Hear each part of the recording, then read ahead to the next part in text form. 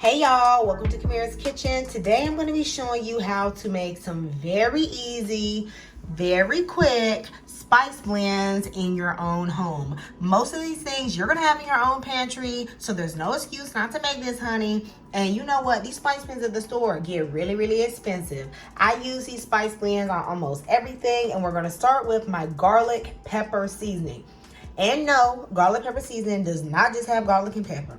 You gotta put some other stuff in there, okay? So for starters, I have 1 tablespoon of brown sugar. I have a tablespoon of parsley and paprika. You know that is for the cuteness because neither of them taste like nothing.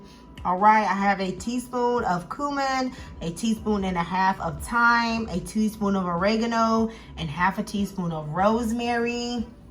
I have a tablespoon and a half of onion powder. And on the other side, I'm actually using a tablespoon of the original Miss Dash. That's optional. If you don't have that, you can leave it out, but it does taste really good in this blend. Now I'm using 2 types of pepper today. I'm using a tablespoon and a half of coarse ground black pepper and 2 teaspoons of white pepper. I think the white pepper is a little bit spicier, so it's nice to put in there if you have it. And of course, garlic. You can use as much garlic as you like, but I am using 3 tablespoons of garlic, and that will give it a strong garlicky flavor. And look, y'all, I think the spice bottles you buy online are real cute, but this is a jelly jar, all right? This is good to use. Okay, so we're gonna use this, all right? So let's just go ahead and put this together real quick. If you like me sharing with you these season blends, let me know in the comments and I'll do some more. Give this video a like because it will let me know that you want more of this type of content.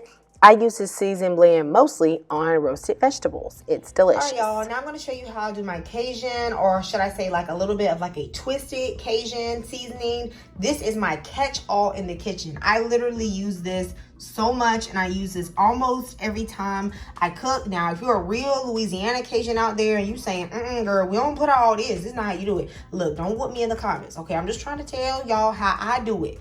Okay, that's all I'm trying to do. And I just like all this flavor in mine. And I don't really know what else to call this blend. So this is what I call it, and this really works for me. So if ever you see me use a salt-free Cajun seasoning in a recipe, this is what I'm using. I'm using 2 tablespoons of smoked paprika, 1 tablespoon of regular paprika. You should use the smoked paprika because it tastes completely different than using the regular one. My favorite one is actually from Trader Joe's, and that's this one right here. It's really good. I'm using a tablespoon and a half of onion. Now, half of that onion I have powdered, and the other half I have minced. I just use the minced because it looks cuter, so, you know, okay, that's optional. You could just use 1 tablespoon and a half of onion powder. This is 1 tablespoon of cayenne pepper. Use more or less depending on how much heat you like. This is a teaspoon of ground coriander and a teaspoon of cumin. This is 2 tablespoons or really I should say, this is 1 tablespoon of thyme. It's 1 tablespoon of basil, and it is half a tablespoon of parsley. Parsley, you know, for the cuteness, okay? You know, make your food look good. We put a little parsley on there. I am using 2 tablespoons of garlic powder. Now, this ingredient is a little controversial for some, okay, but it does make your food taste good. All right, I'm using a tablespoon of MSG. If it gives you migraines, leave it out. I am using 1 tablespoon of black pepper and 2 teaspoons of sugar. And for a little surprise, guys, I like to grate in some nutmeg. I'm using about 3/4 of a teaspoon of nutmeg, just a little bit. It adds a nice aroma and flavor to your food. If you have it, use it. A salt-free Cajun seasoning will easily become one of your most used spices in the cabinet, okay? If you like yours spicy, use 1 tablespoon of the cayenne pepper. If you do not like it spicy, I will go for 1 teaspoon or 2 teaspoons, and you will still have an excellent seasoning blend. All right, y'all, so it's time for my last blend, and this is a onion and herb blend. This was inspired by like a Tuscan blend, but I kind of went altered it and did my own thing with it. So this blend is different from my other ones because it has a lot of rosemary, and this is 1 tablespoon of dry rosemary. I actually dried this one myself, so it has such a strong flavor. I'm using 1 tablespoon of Italian seasoning as well as 1 teaspoon of thyme. Now this is all the onion. Okay, all the onion. Now, over here, this one is a fire roasted onion. I got this from TJ Maxx and I left it whole, and this is a tablespoon, and I used a tablespoon of just the regular minced onion that you would find at the store. And then I took some of this minced onion, about a tablespoon of it, and I ground it up into a powder. And then I also have some dried spring onion. A good sub for this would be like dried chives from the store. And this is about a tablespoon and a half of that dried spring onion.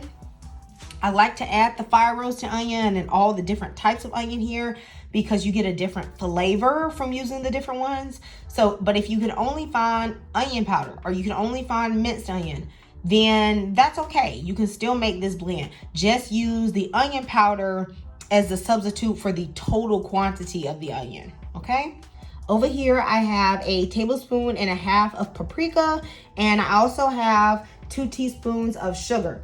Now, the reason why I use sugar in my blends is because it helps to balance out the heat and the other flavors. It does not make them sweet, and it also helps your food caramelize. So if you're somebody who's afraid these blends is going to be sweet or any of the other ones, they are absolutely not sweet.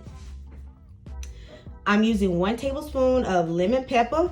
Now, if you have to make yours absolutely salt-free, then find a salt-free lemon pepper, which they do sell. And my favorite one to use is a salt-free lemon pepper. But if you can only find the one with salt, then just use that, because with all these additional herbs and stuff in here, it's really not going to be a lot of salt at all. This is a tablespoon and a half of garlic powder, and this is 1 tablespoon of crushed red pepper. I use the crushed red pepper and not the chili powder because, you know, it just looks better. It looks cuter when you leave it in those big chunks. And of course, my salsa jar.